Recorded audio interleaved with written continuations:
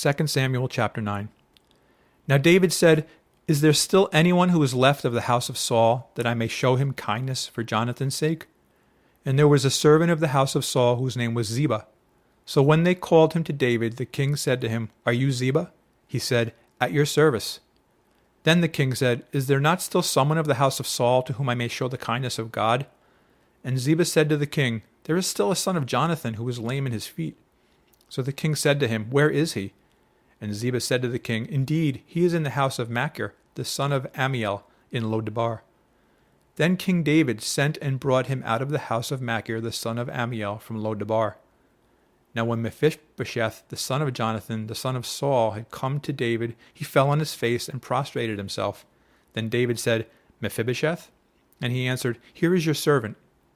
So David said to him, "Do not fear, for I will surely show you kindness, for Jonathan your father's sake, and will restore to you all the land of Saul your grandfather, and you shall eat bread at my table continually."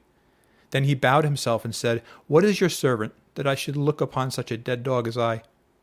And the king called to Ziba, Saul's servant, and said to him, "I have given to your master's son all that belonged to Saul and to all his house.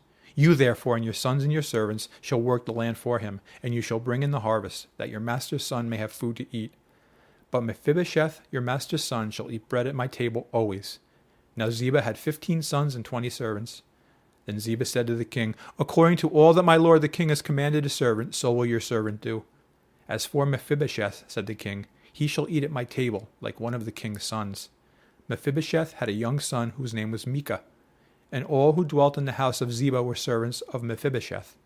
So Mephibosheth dwelt in Jerusalem, for he ate continually at the king's table, and he was lame in both his feet.